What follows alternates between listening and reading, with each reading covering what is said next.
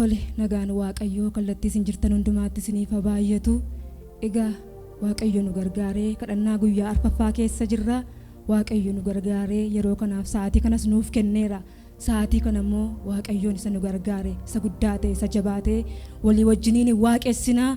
Waaqayyoo nutu waaqessinu hidhaan keessan ni hiikama, gaaffiin keessanis hin deebi'a. Kanaaf iyyuu namni jiru, namni nu dhaggeeffachaa jiru, nu argaa jirus kallattii kamiin iyyuu ija keenya foonii walirra buusne waaqayyoon isa dhugaa ta'e walii wajjiniin waaqessina. Iji nama kamiiyyuu gara waaqayyoo haa ilaalu. Waaqayyoo nu wajjiniin jira. Haleluuyaa.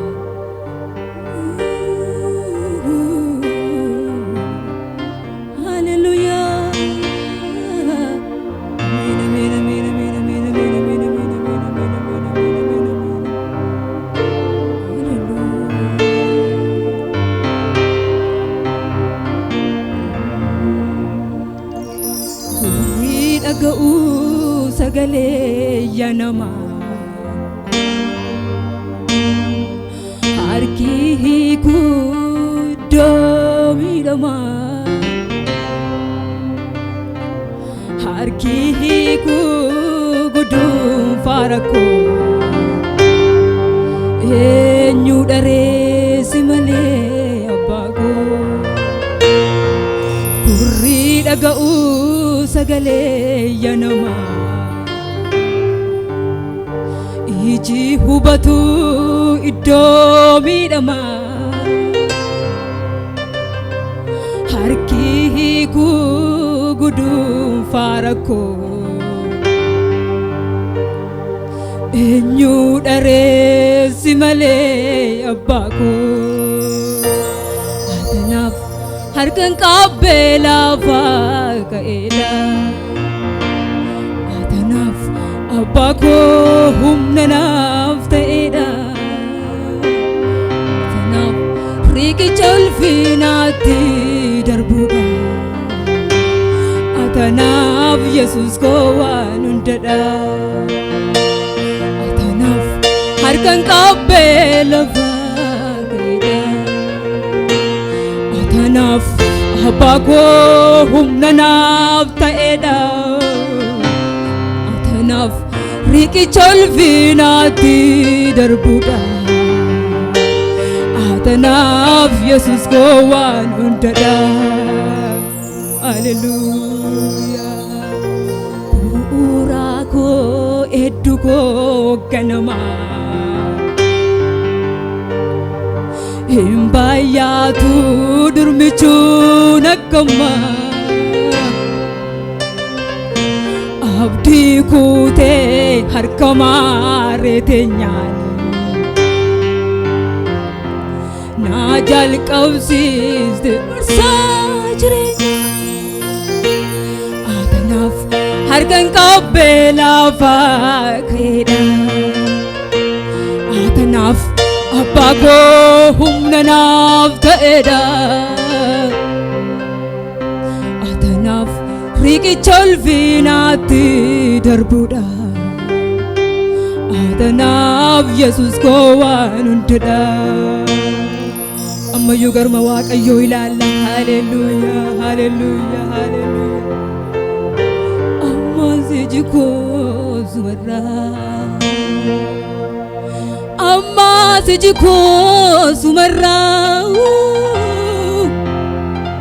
Abbaa koo iji koo sumarraa, ammas iji koo sumarraa, ammas iji koo sumarraa. Abbaa koo iji koo sumarraa. Gaaraan namaas nan ilaalchiftu, harkaan namaas nan qajeelchiftu.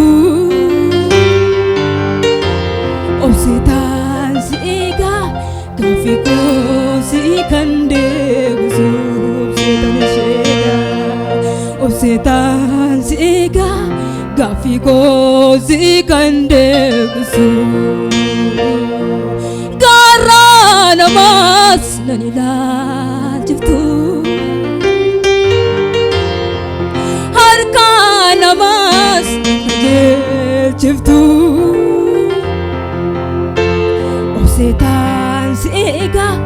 gaaffii koo si kan deebisu obseetan si eega gooftaa kanaan obseetaan si eega gaaffii koo si kan deebisu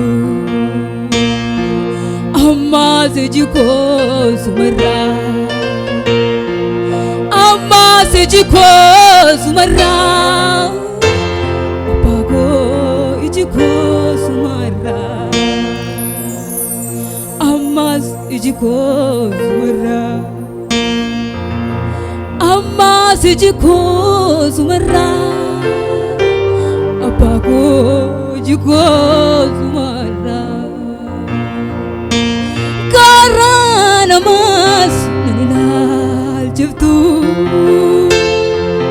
harka namaas nan qajeelchiftu obseetaan si eega gaaffii koo si kan deebisu obseetaan si eega gaaffii koo si kan deebisu ammayyoo obseen si eeganna obseetaan si eega gaaffii koo si kan deebisu haleluuyaa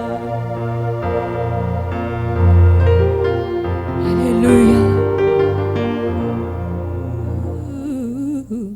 ammas itti fufnee waaqayyoon hin waaqessina gara teessoo hoolichaa ilaalladha abdiin keenya Yesuus jiraataadha warra isa eeganiif Yesuus hin abdatama harka keenya gara fuula waaqayyo duratti kaafanne warri abdiif amantiidhaan isa eeggachaa jiruuf Yesuus hin dhufa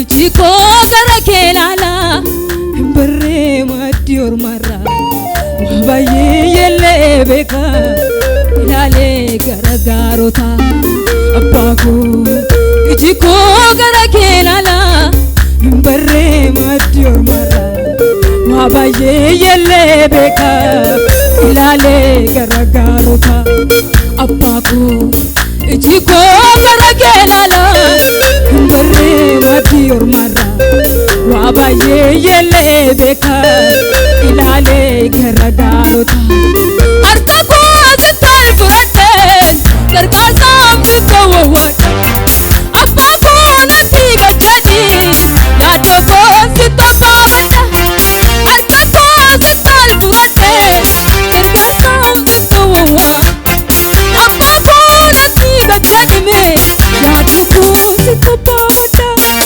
eenyuudhaan beekaa kan biraa sirkaa nyaatee bareera akka jaallattee na godhi harka kee natti eenyuudhaan beekaa kan biraa sirkaa nyaatee bareera akka jaallattee na godhi harka kee irratti ufgateera eenyuudhaan beekaa kan biraa sirkaa nyaatee bareera akka jaallattee na godhi Yesuus harka kee irratti ufgateera abbaa koo iji koo gara kee ilaalaa hin barree maddii ormarraa waa baay'ee yellee beeka ilaalee gara gaarotaa abbaa koo iji koo gara kee ilaalaa hin barree maddii ormarraa waa baay'ee yellee beeka ilaalee gara gaarotaa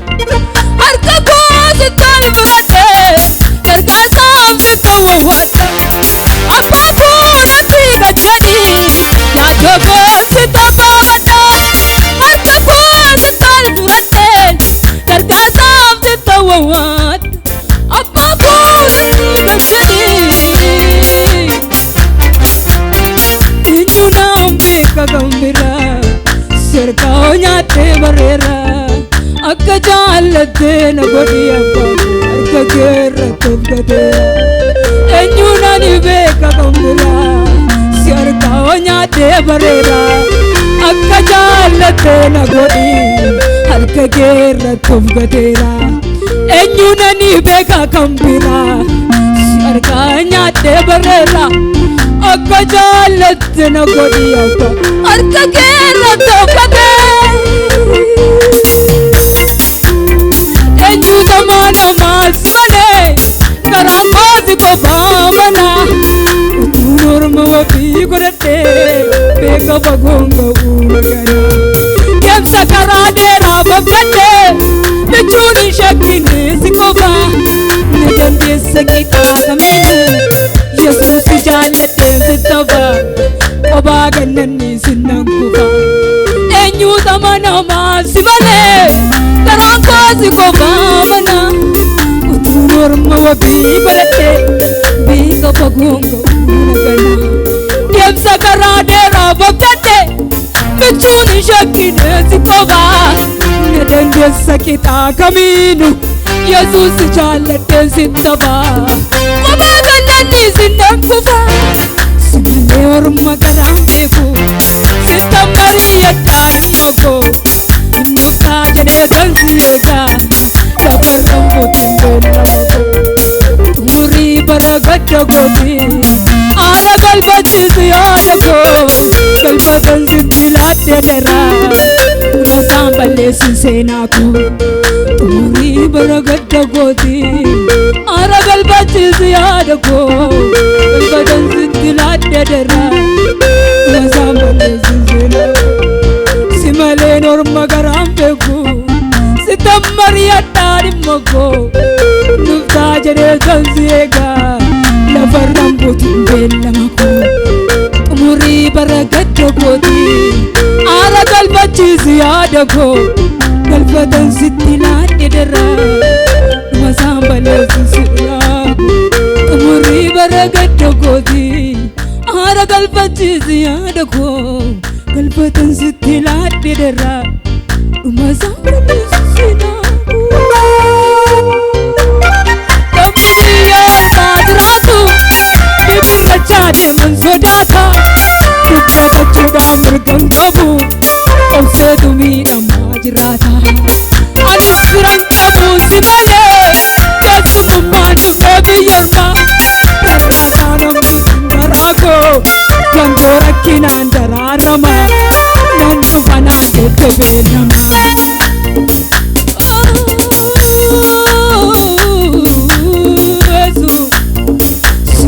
Magarambeku Sitambariya tarimoko Nufta jade gansiega Labarrambu timbellamago Tumuri baragadda goti Ara galbachis yadako Galbadan sindilatte dera masambale sinsenaku Tumuri baragadda goti Ara galbachis yadako galbadan sindilatte dera masambale sinsenaku Hallelujah Waaqayyo galateeffadhaan qabeessa walitti dhaabee Hallelujah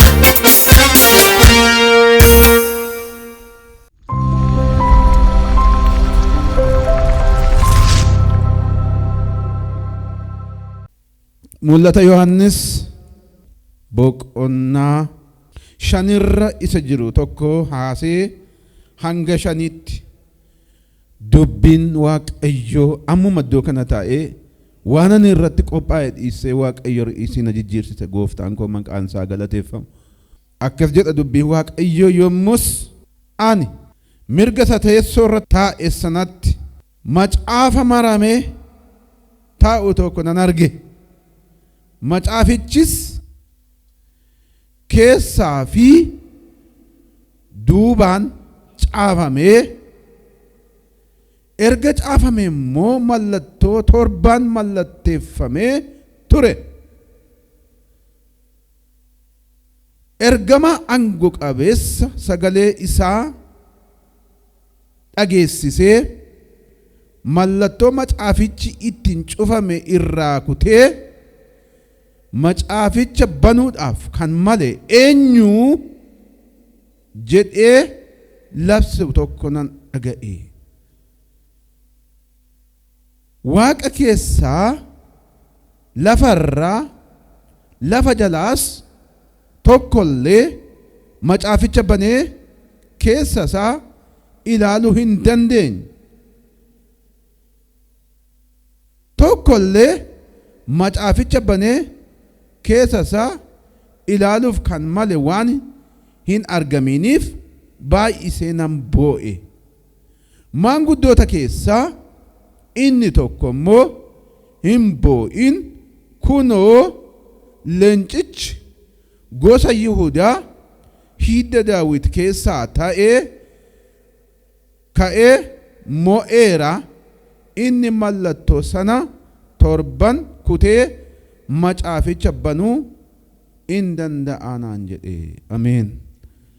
Waaqayyoon kadhanna.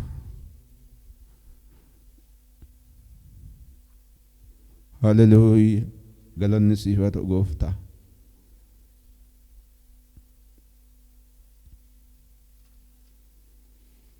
Ifni kee ba'eera.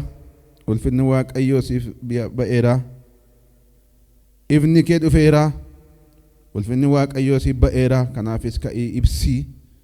Kunoo dukkanni lafatti nuffisa. Dukkanni limixiinis saba lafarraan dhoksa. Siif garuu ifni Waaqayyoo in ba'a. Ulfina isaas sirratti in argama. Sabni lafarraa gara ifa kee, mootonnis gara biiftuu isa si ba'uu in dhufu jedha dubbiin kee. Haleluuyaa. Waaqayyoo galanni siif haa ta'u. Galanni siif haa ta'u.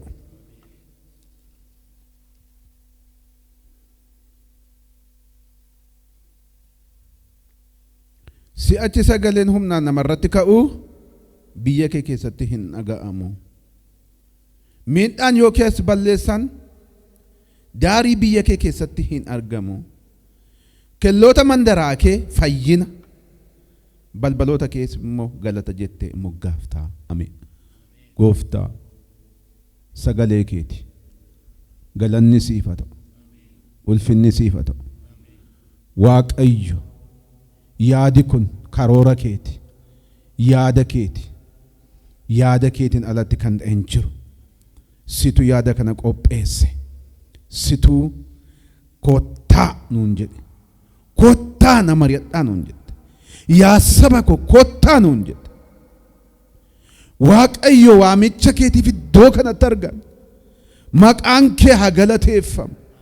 Maqaa Yesuusin galanni siif haa ta'u. Ulfinni kabaji olaanaan siif haa ta'u. Ati Waaqayyo nuti dubbannaa walitti qabamne. Ifni kee ba'eera. Ulfinni Waaqayyo dhiyaateera. Ka'ii ibsi nuun jette. Dukkanni limixiin lafarratti ni ibsa. Sirratti garuu ifa Waaqayyootu ba'a nuun jette. Galanni siif haa ta'u. Kabaji siif haa ta'u.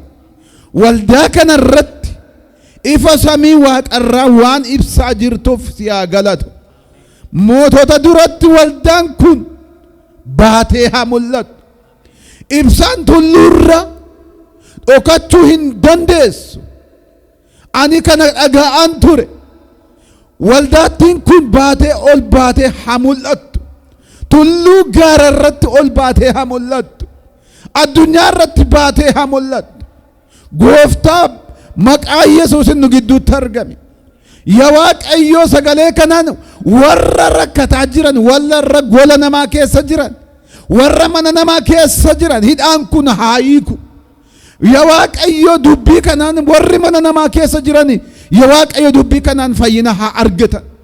Hidhaan isaanii haa hiikkatu, hibboon isaanii haa hiikamu. Maqaa Yesuus Kiristoosin hibboon isaanii haa hiikamu.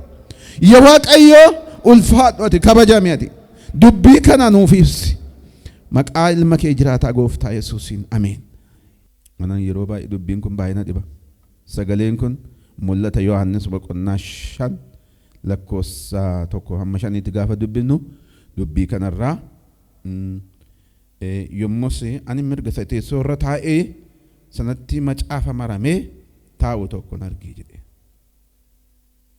Yommus ani isa mirga teessoo irra taa'ee sanaatti macaafa maramee taa'u tokkon arge. Isa teessoo irra taa'ee jiru sana biratti isa gubbaa samiirra taa'ee jiru sana biratti macaafa maramee taa'u tokkon argee jedhe mul'ataan namni Waaqayyoo Yohaannis. Macaafichis keessaaf duubaan caafamee erga caafamee immoo mallattoodhaan mallatteeffamee taa'ee jira jedhe. Erga maramee booddee keessaaf duubaan erga caafamee booddee mallattoodhaan mallatteeffamee taa'ee jedhe. Namni kun mul'ataan yeroo argu macaafumti maramee taa'u kun maa inni jedhee garaa isaa sammuu isaatti dhiphate. Macaafni keessaa fi duubaan maramee itti mallatteeffamee cufamee taa'u kun maal inni macaafni kun jedheetu garaa isaatti yaade. Mul'ataan inni dhiphate Yohaannis. Garaa isaatti yaade Yohaannis. Maaloo jedhe yaade hin booye. Ergamaan aangoo qabeessa sagalee isaa dhageessisee mallattoo macaafichi ittiin caafamee irraa kutee macaaficha banuudhaaf kan malee eenyu jedhee labsu tokko dhaga'e Yohaannis. Eenyu kan macaafa kana banee ilaaluudhaaf malu jedhe. Otoo ergamaan kana dubbatu dhaga'e. Gurra isaatti dhaga'e. Erga gurra isaatti dhaga'e booddee Yohaannis nagaa dhabe, keessi isaa nagaa dhabe. Hin booye, nan booye jedhe. Erga ergamaan kana jedhe dubbate nan booye jedhe. Waaqa keessaa lafarraa lafa jalaas tokko illee macaaficha banee keessa isaa ilaaluu hin dandeenye jedhe. Lafarra nama ta'ee kan dhalate keessa eenyullee ergamoonni Waaqayyoollee macaaficha mallatteeffamee taa'e sana keessaan duubaan barreeffamee mallatteeffamee taa'e sana banuu kan malee hin jiru, hin argamne jedhe. Tokkollee macaaficha banee keessa isaa ilaaluudhaaf kan malee waan hin argaminiif baay'een booye jedhe. Maaloo eenyu kan macaafa kana banee ilaalu? Eenyu kan macaafa kana banee dubbisuu danda'u? Maaloo jedhee maaloo yaa Waaqayyo eenyudha jedheen booye jedhe Yohaannis abbaan mul'atichaa. Maanguddoota keessa inni tokko immoo akkas jedheetu dubbate. Maanguddoota achi jiran keessaa akkas jedheetu dubbate. Hin booyin kuno leencichi gosa Yihudaa keessa hidda Daawit keessaa ka'ee moo'eera. Ameen. Inni du'aa ka'eera. Kuno leencichi gosa Yihudaa hidda Daawit keessaa ka'ee moo'eera. Inni mallattoo torban sana kutee macaaficha banuu hin danda'anaan jedhee. Ameen. Dubbii dhokataa wanta mallatteeffamee taa'e dhala namaa kan rakkise, dhala namaa lafarraa kan rakkise, macaafa banuu kan namaaf hin danda'amne, kan namaaf hin danda'amne Waaqayyoof hin danda'ama. Kan eenyuuf hin danda'amne kan namaaf hin danda'amne Waaqayyoof hin danda'ama. Ameen. Waaqayyoof hin danda'ama. Leenca Yihudaatiif hin danda'ama. Hidda Daawit keessaa kan dhalate sun Yesuus du'aa ka'eera. Inni mallatticha isa dhokatee caafamee mallatteeffamee taa'u sana macaaficha sana banuudhaaf inni hin danda'a, inni isaaf hin mala, inni isaaf hin danda'ama, banuun isaaf hin danda'ama, banee dubbisuun isaaf hin danda'ama. Namaaf garuu hin danda'amu. Namaaf garuu rakkisaadha. Namatti rakkisuu danda'a. Eeyyee namaaf hin danda'amu. Waaqayyoof garuu hin danda'ama. Gooftaadhaaf garuu hin danda'ama. Mallatticha banee keessa isaa ilaaluu dubbisuu kan danda'u kan malu isadha. Isaaf danda'ama. Gooftaaf hin danda'ama.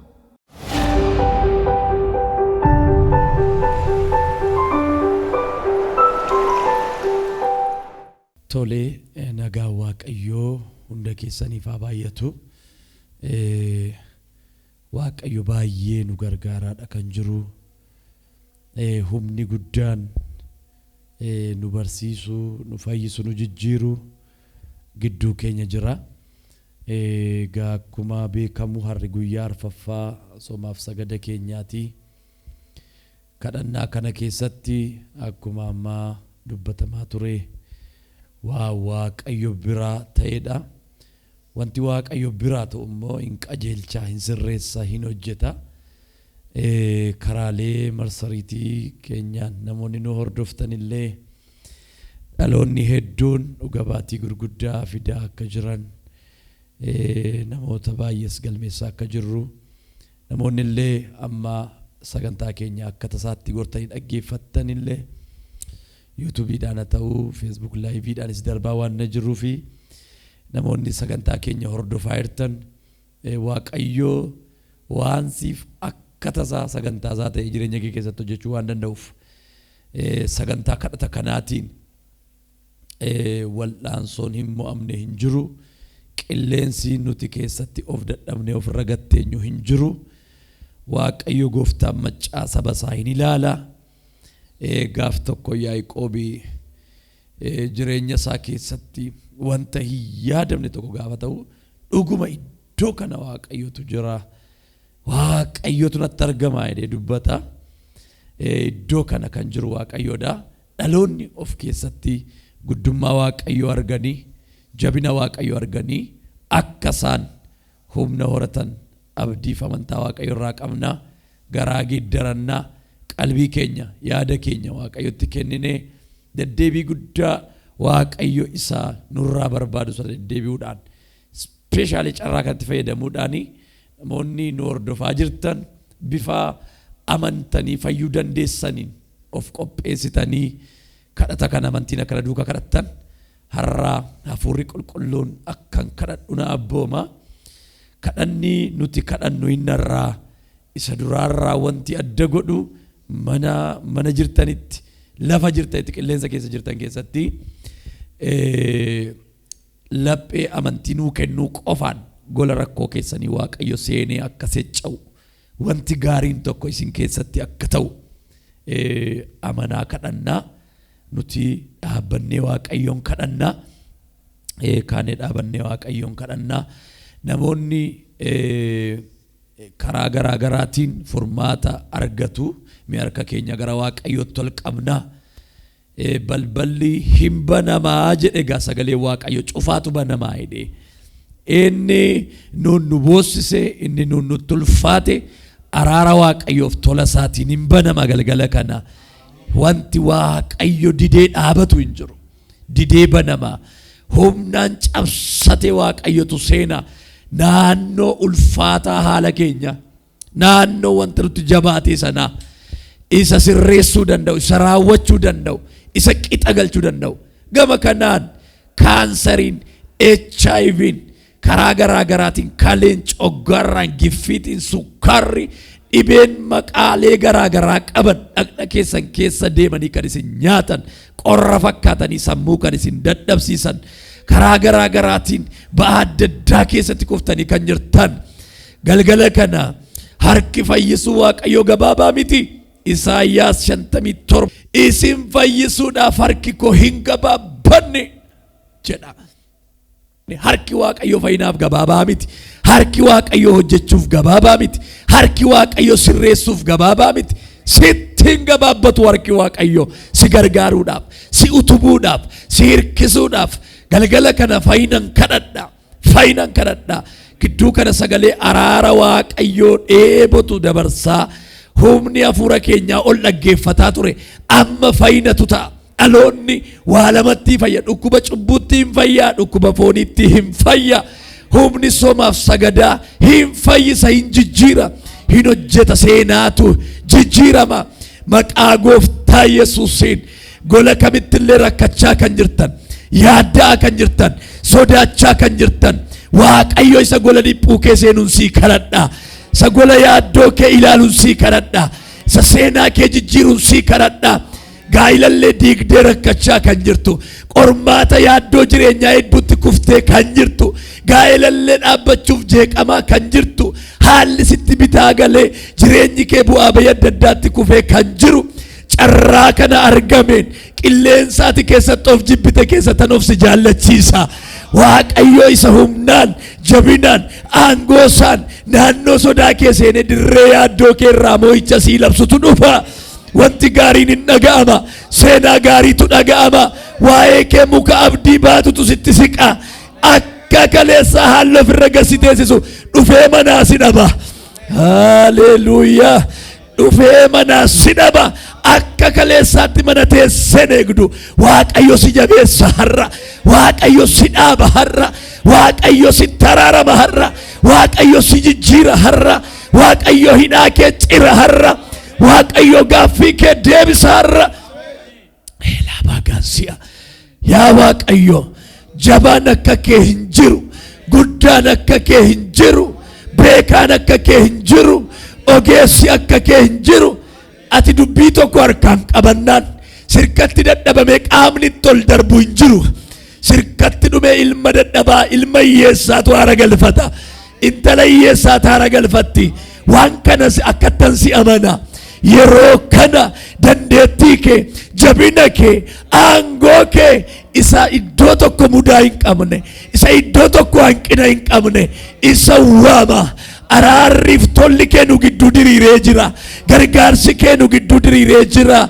Maqaa gooftaa Yesuus Kiristoosiin karaa garaa garaa umurii malee cabanii kan jiran, dhukkubaan cabanii kan jiran, gaaffii jireenya garaa garaatiin cabanii kan jiran, haalli kan okkolchiise, seexanni kan okkolchiise, yeroon kan okkolchiise, harkaa dhabii kan okkolchiise, qixa hiriyaanan kaake kan jedhan maqaa Yesuusiin galgala kana tola gaarummaa keen cufaan sun banamu irra, cufaan sun banamu irra, cufaan sun banamu irra, cufaan sun banamu irra baneera maqaa Yesuusiin.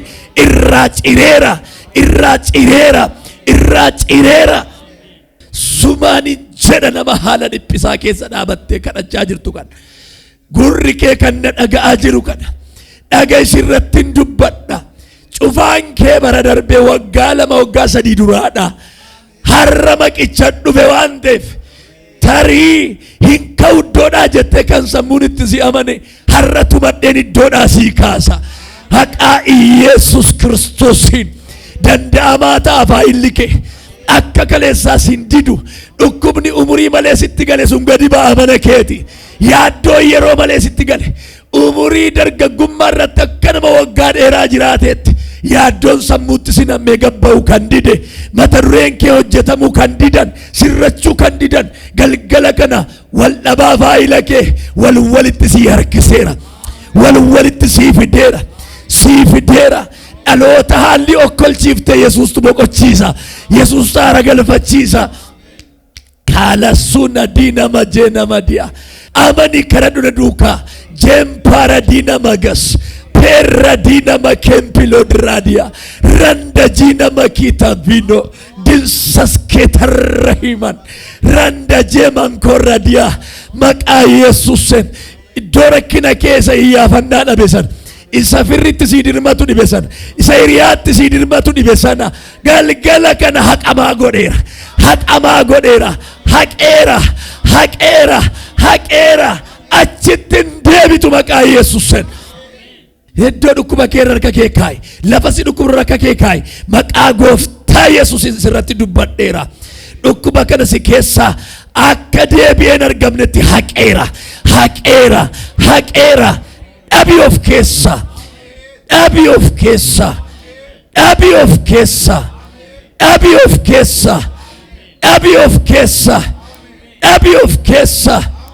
Coggaarraa kalee tiruu somba qabatee kan jiru sammuu qabee nama maraacha kan digimte humni jawicha Lucifer maqaa isa du'a injifate sanaan maqaa isa waan hundumaarra ejjete sanaan amma si keessaa dhaheera dhaheera dhaheera humna maqaa Yesuusin. Ilaali namni si dhukkubaa jiru lafa dhukkubaa kee qaqqabii ilaali. Waaqayyo godaansiseera. Waaqayyo iddoo isaatii kaaseera. Gaaffii kee kaleessa rakkina kee kaleessa deebitee iddoo isaatti akka arginetti Waaqayyo godoo rakkina keetii jigseera. Gooftaa Yesuus galanni guddaan ulfinni siif haa ta'u. Iyyi dadhabootaa si biratti fuudhama. Gaaffiin isaanii si biratti ilaalama. Waggoota adda addaa waan koo fala dhabe kan koo deebii dhabe furmaata dhabe warri jedhan galgala kana ittiin ko'oommatan qofaattiin ta'an mata duree isaanitti cinqaman sana nan gargaara isa hidhaatee nan ciraa'ette wanti ati nutti dubbatte kun furmaata dhaloota kanaa ta'e dhaloonni kun isa dhufutti isa mataa baafate isa jireenya of danda'aa ta'e tokko keetti of argu akka ta'utti ani haboo si biraa naa ergameen humna si biraa naa ergameen dhaloota kanaaf kadhadheera waldaa keenyaaf kadhadheera Oromiyaaf kadhadheera biyya keenyaaf kadhadheera Itoophiyaadhaaf nan kadhadha gaanfa Afrikaaf nan kadhadha Awurooppaa ardiilee garaagaraa Eeshiyaaf nan kadhadha maqaa Yesuusin guutuu addunyaa kana harka keettan kenna maqaa Yesuusin humna jawwichaa jalaa haba'an haba'ani haba'ani haba'ani rakkoon wan wal xaxoo humnoonni hiyyeeyyii keessa kutanii ba'uu hin dandeenye gaadii ama mogolee nama jalaa harumara hundumaayyuu gad deebise. Humna jabina keetiin warra humna hin qabneef warra jilba hin qabneef warra karaan harkaa baddeef amma humni haaraan akka dabalamu kadhadheera. Araarri kee biyya keenyaaf diriiru tolli kee biyya keenyaaf diriiru golbooba ayyaana kee nu diriirsi. Godinaalee Wallaggaa afran harka keettan kenna. Guutuu Oromiyaa keessa kan jiran godinaalee adda addaa harka keettan kenna. Maqaa Yesuusin dhangala'uun dhiigaadha. Baduun lubbuu akka maleedha. Cabni lafee kanaan duraadha. Deebi'ee hammaatee biyya keenya keessatti akka ittiin fufneef tolli gaarummaa kee jabinni kee dandeettiin kee garraamota qajeelota biyya keenya keessa jiran yaa Waaqayyo namoota maqaan kee irratti dhaaman namoota ulfina kee dandeettii kee jabina kee sana itti agarsiifte namoota fannoo irratti isaaniif aarsaa kaffalte sana golbooba harka kee jalatti walitti nuu qabi. Karaa hundumaa waan gaarii waan gootee nu agarsiistuuf si haa galatu. Galataan walitti waan nu naannessituuf ulfaadhu. Qilleensi dadhabbii darbee gurri aaganu dhaga'uuf lafti nurraan fagaatu. Maqaan kee bara baraan eebbifamu. Waan gaarii sirraa dhageenyaa ulfaadhu. Lafti bari'uu gaafa geessu dukkanni karmee yaaddoo namatti naqa. Qilleensi nama sekeeressee lafa nama ilaalchisa. Waan baay'ee tabdi nama muree lafa dachaa lafa qilleensa irra deemamuu danda'amu tabba godhee namatti agarsiisa. Har'a waan tokko qofa si kadhadheera. Humna kadhataa kanaan warri lafti natti dhi'e qilleensi natti sokke warri jedhan yeroo ko sokke warri jedhan siin of keessatti abdatanii argatanii jireenya isa dhugaa sana keessatti dhaabatanii isaanii of argeejji koo argu. Kallattii hundumaa waan nu gargaartuuf ulfaadhu. Kadhata keenya waan nu dhageesseef si haa galatu. Guyyoota keenyaa afan irratti abiddi kee haa mul'atu. Waan hundumaa irratti mo'aasa taate. Kaleessa isa turtee har'a isa jirtu. Borisaalli siin nu jalaa dha'ee kuffisa jennu kan hin jirre maqaa ilma keessa jaalatamaa Yesuus Kiristoosiif jettee yaa Abbaa. Ameen. Gooftaan koo isin haa eebbisu. Namoonni toora marsariitii keenyaan nu hordoftanii dhuga baatii namoonni nuuf fidaa jiran waan jiranii fi namoonni Waaqayyo hidhaa keessanii kee gaaffii keessan deebisee dhuga baatii namoonni karaa yuutuubii nu hordoftanii lakkoofsa bilbilaa sanaan galtanii waatsaappiidhaanis nu barreessuu dandeessu. Lakkoofsa bilbilaa achirra isinii keenya waan ta'eef gama kan biraatiin namoonni feesbuukaan nu hordofaa jirtan immoo karaa miseenjara keenyaadhaan nu ergitu jechuudha. Ayyaanni Gooftaa isin duukaa haa ta'u. Guyyaa boriisitti fufaa eebbifamaa.